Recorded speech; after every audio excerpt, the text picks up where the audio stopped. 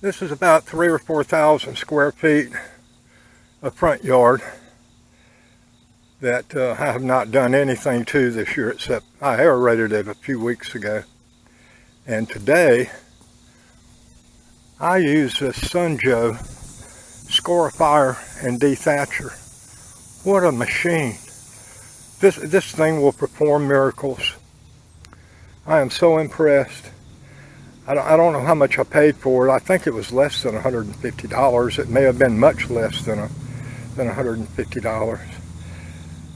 Oh boy. It comes with the Scarifier blades on it. They're already installed, and the dethatcher blades are easy to install, but I haven't put them on yet. And I'm not sure I'll have to. You can see what a great job this thing has done just with the Scarifier. I was looking to get about a 1/4 inch rake into the yard, slits. Didn't realize how much thatch I had. Because I mean, I pretty much scalped this yard last month when I had my mower on its lowest setting. But good grief, look at all this stuff. I don't need the dethatcher tines. I'm going to get my leaf blower out here and blow this stuff off this afternoon. Give this thatch a little bit of time to dry out, where to blow easier. Darn, this yard here would be just about ready for seeding. I've ordered some tenacity I was going to put on here, but as bare as this is starting to look, I may not wait on the tenacity to arrive. Let me go ahead and get my seed in this weekend. SunJoe, dethatcher, and Scarifier. Yeah, man, you need one of these, trust me. Today I want to talk a little bit about this SunJoe 12.6 inch, 12 amp electric Scarifier and dethatcher. Man, oh man, what a wonderful machine this is. Here's the product number. I'm not a photographer. I don't even know if you can see that. I'll read it to you. It's Alpha J 801 Echo AJ 801E. Comes with 2 interchangeable cylinders. I'll show you those.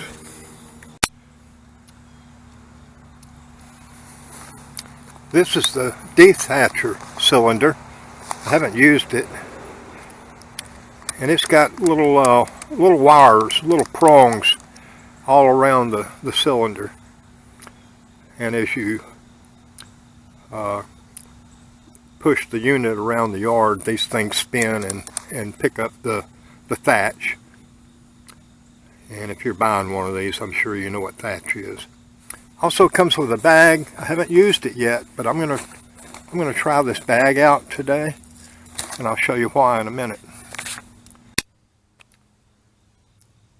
This is what the thing looks like assembled.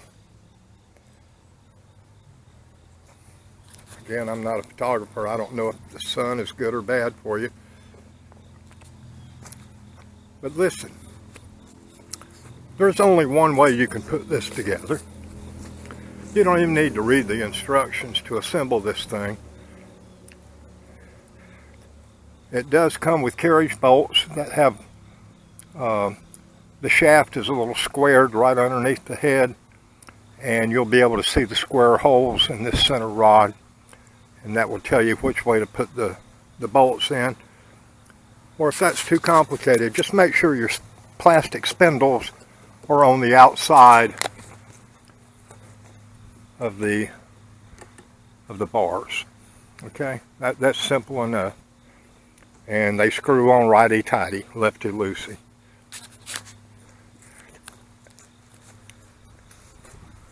This control unit comes pre-attached, so basically all you have to do is just attach a center rod on each side of this thing, connect it with these carriage bolts and little spindle nuts, and you're good to go. there's a male plug at the end of it, which fits into the female end of your extension cord. Now you may want to read the instructions about what gauge wire you need. I'm lucky enough to have some pretty heavy gauge wire. I've got 10 gauge wire coming from my main electrical outlet, 12 gauge, this yellow stuff coming down. I bought all this years ago when I had an above ground swimming pool pretty far away from my house and needed to operate the pump. But anyhow, these things are all available on Amazon. Don't go buy one of those little thin green Christmas tree extension cords. Go ahead and invest now in a nice yellow outdoor extension cord. And then for the final 50 feet or so, you can go down to 14 gauge. This is heavy duty outdoor. And I have not had any problems ever with any of my devices, whether it's a leaf blower, electric lawnmower, or even the SunJoe, which I used a little bit this morning. No problem, excuse me, no problem at all with overheating. So, simple setup. Get your electricity out to the device, plug it in.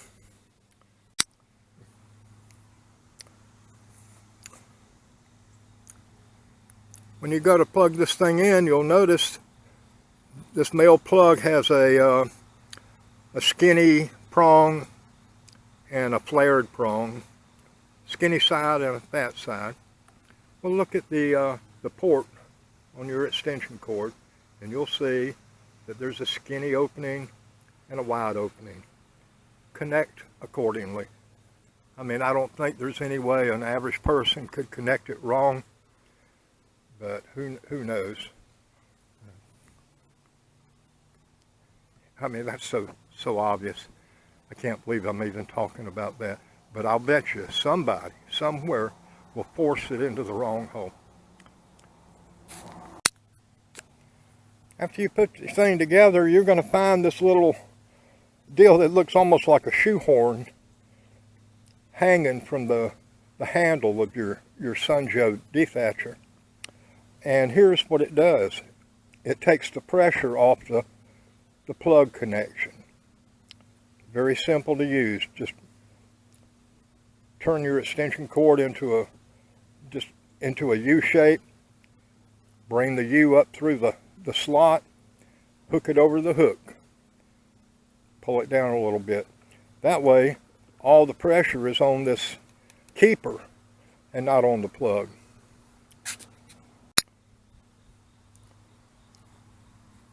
This extension cord keeper comes pre-located here next to your controls on the right hand side, and for me, that's good enough. I don't need to move it anywhere else. I'm going to give you an example here of cord management. I did an area out here about, I would say 50 feet by 50 feet, and not once did I have to touch my extension cord. It's just common sense. If you think ahead about where do you want to start your operation, and just make sure you're always moving away from the point of your extension cord being plugged in. That way you're always pulling it away from the source and not working towards the source. Right? Common sense. In other words, if I had pulled my extension cord all the way across my yard and started out there by the road and went back and forth back towards the entry point, I would have a fight with my extension cord every pass. I'd look like Lash LaRue out there. I'd be spinning that rope, that cord every which way. So common sense. I might even make a little video clip of how to do that. Just, a picture's worth 1,000 words. As I mentioned a minute ago, this extension cord keeper comes on the starboard side of the SunJoe dethatcher. But if for some reason that really bothers you, I'm trying to do this one-handed. This handle up here is cushioned for comfort, and so this thing's not sliding exactly easy. But all I did was just, you know, run a bungee cord between the two uprights, which gives me the option of putting my extension cord on the port side, and it will still connect. So if you wanted to, you could go back and forth. And the only reason I put the bungee cord on there is because there's nothing to hold the keeper up on the port side. On the starboard side, you have the control mechanism, which prevents the keeper from sliding down the shaft. I guess it wouldn't hurt to just let it go on down to the spindles, but what the heck, everybody's got a bungee cord. Okay, let's talk safety. The SunJoe comes with a safety switch. In other words, once this thing's plugged in, just pulling the handle back does not automatically make it go. There's a button here that needs to be pushed. That needs to be pressed in before you can pull the handle back. Once you get the handle back, you can let go of the button and till your merry way around your yard. So here's my safety tip. Under no circumstances, listen, I'm telling you what not to do, not what to do.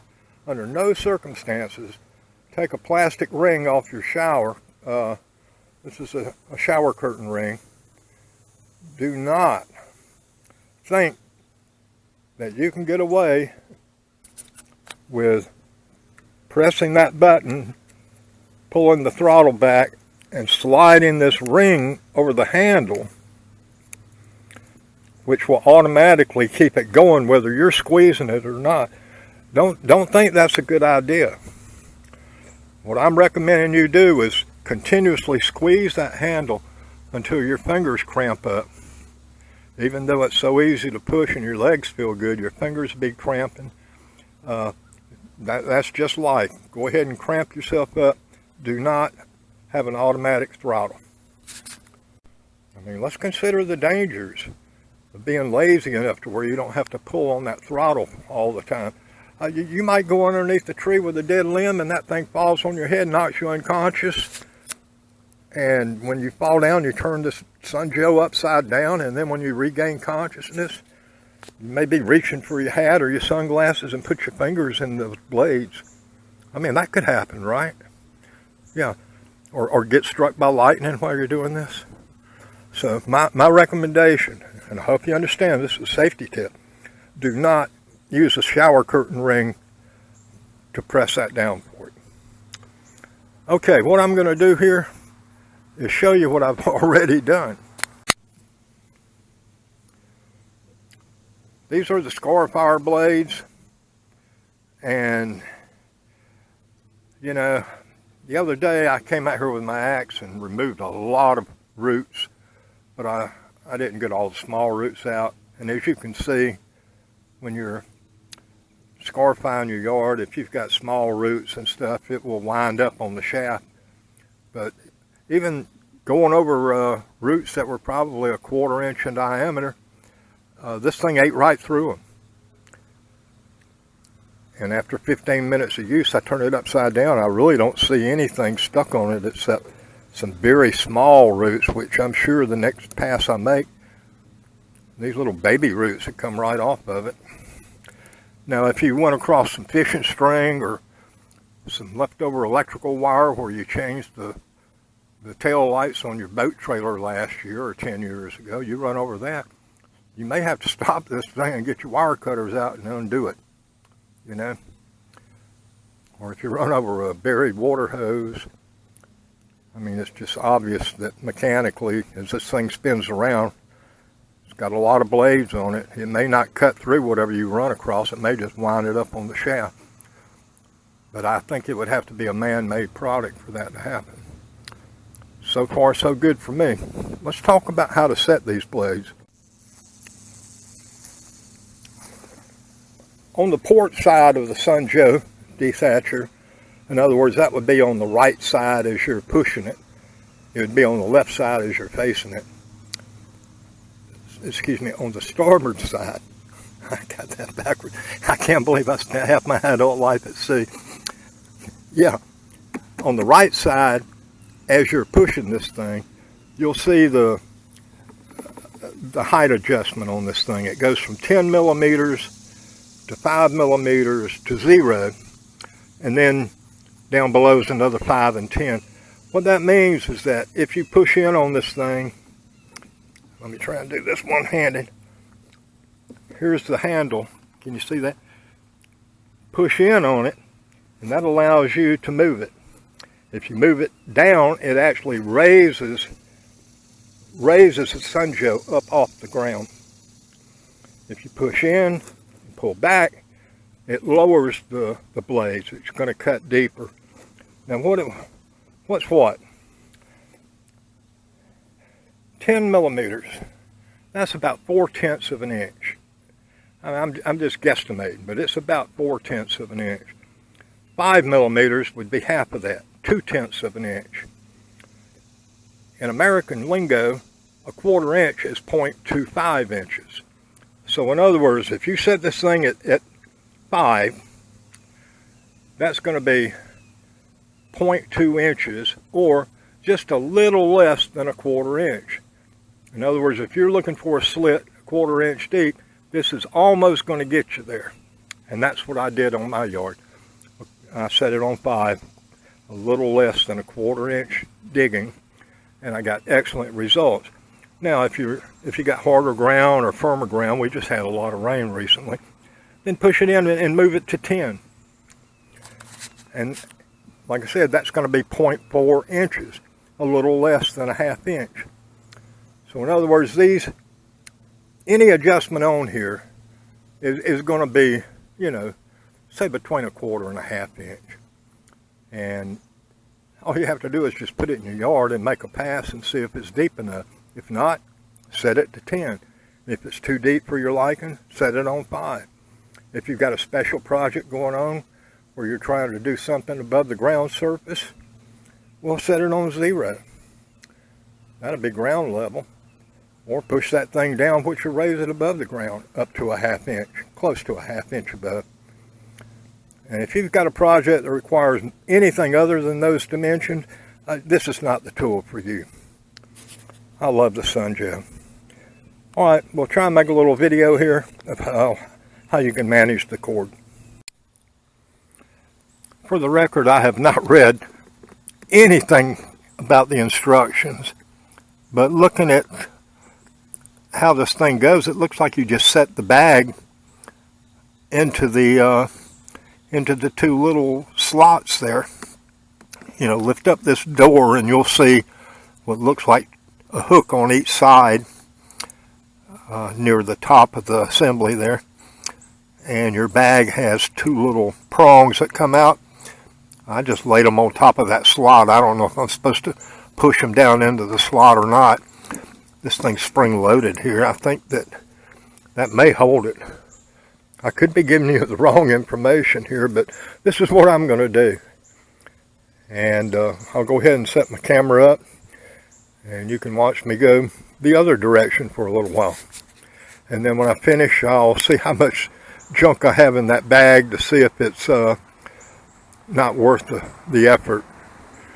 If the bag fills up too quick on this sort of situation, I'll just take my leaf blower and blow all that thatch around my house. Here we go.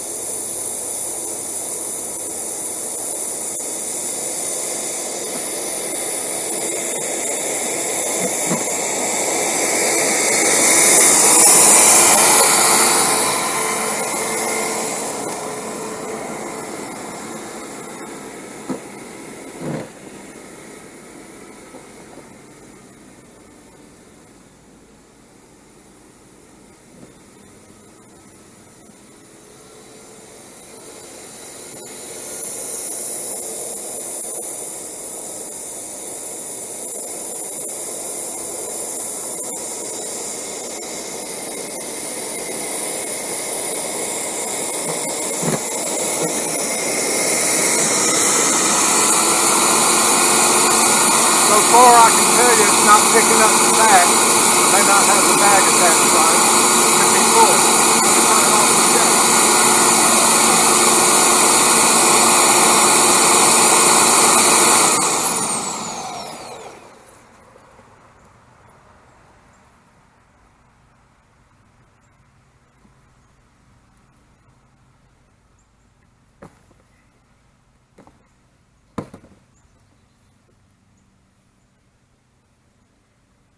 That's the situation. 4 passes filled up the bag. 4 passes, I had a full bag. And that last pass, it wasn't picking up anything. So, yeah, even though it looks like I don't have much thatch out there, I don't think this bag is going to be worth the effort. Not if you got to stop every 100 feet and empty it. So I'm taking the bag off, finish my project, get the leaf blower out, and blow the thatch into my flower bed, or what I call my flower bed, into the DMZ around my house. Okay.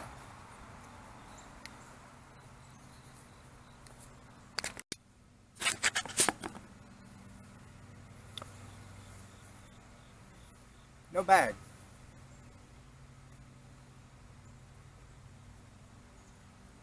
Don't be looking at this thing here. I'm telling you, this is how not to do it. This is a no-no.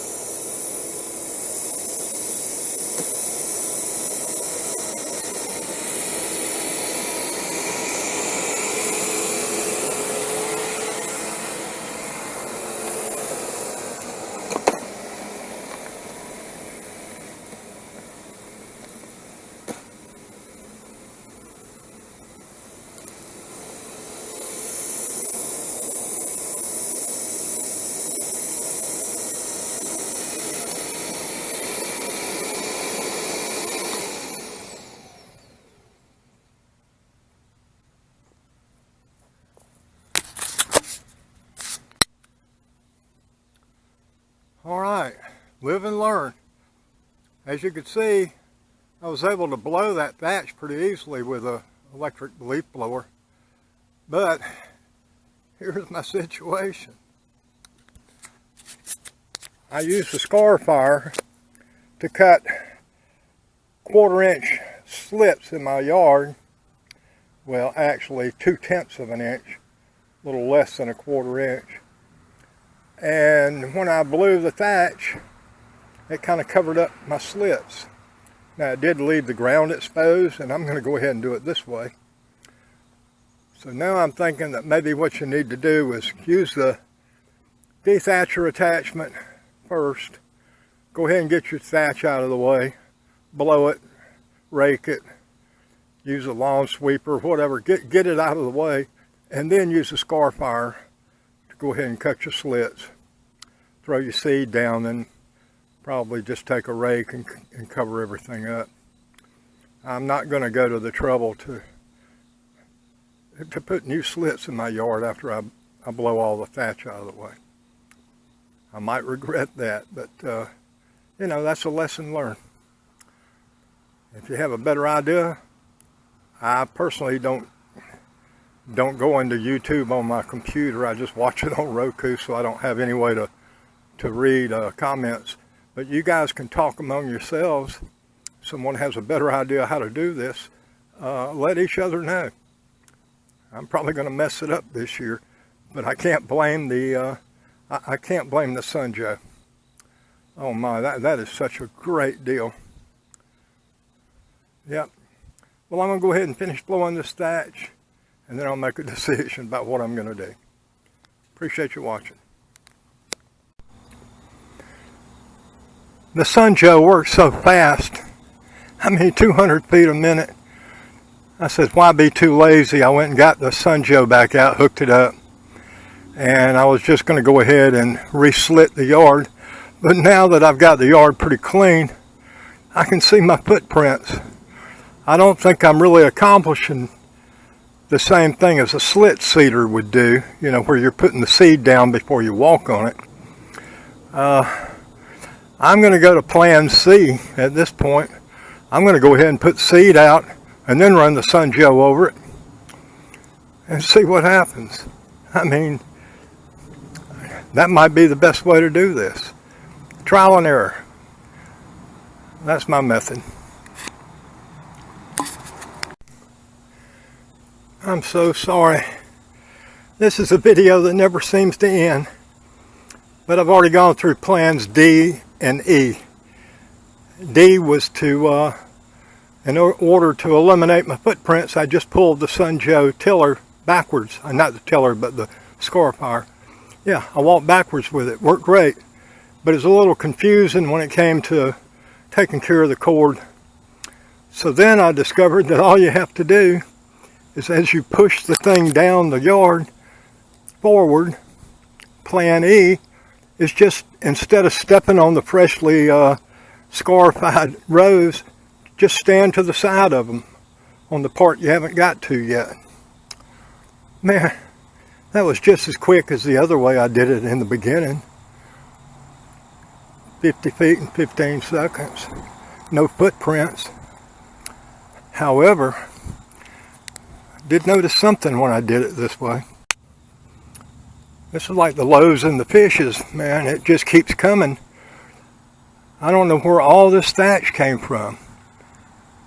Already went 2 directions on this yard and got the leaf blower out and blew all the thatch off the yard. It looked like just bare dirt until I did it, till I scarified it again.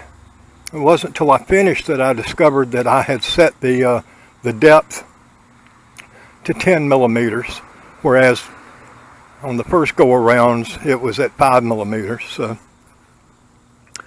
there was thatch below the dirt I was looking at, and I'm not going to go out there and put footprints on it by blowing it again. I'm going to go ahead and fill up my hopper, my seed spreader, with some of this Black Beauty grass seed, and I'm going to walk behind my spreader. That way it doesn't matter if I get footprints on the areas I've already seeded. But I'm going to put seed on this beautiful furrowed, prepared front yard. The little grooves are a little more than a 1/4 inch deep. They're 4/10 of an inch, a little less than a half. The bag says to use 1/4 inch, but listen, after my experience with the leaf blower, I'm just going to throw the seed in there, water it, and I fully expect to not be able to see these furrows after I water. I think it's going to bury itself. But that's going to be a whole new set of videos. You can check that out on my YouTube channel. I'll show you the seed I'm going to be planting. Jonathan Green Black Beauty Ultra Supreme Grass Seed Blend. Wow. Pretty expensive seed, but I had good luck with it up there on my shady grass area. I used their dense shade grass seed. So far I'm pretty happy with the results. Here on this test plot, well, you saw what we did to get it ready. I don't think anybody else could do any better as far as preparing a plot of land. For sure, this is a sign out. if you're interested to see how the grass seed came up, just go ahead and check my channel out. We'll be posting the videos over the next 6 weeks or so. I'll probably wait 6 weeks to post it and then show you 6 weeks worth of progress with this this one little plot we did with the SunJoe. Again, thank you for your patience. Goodbye.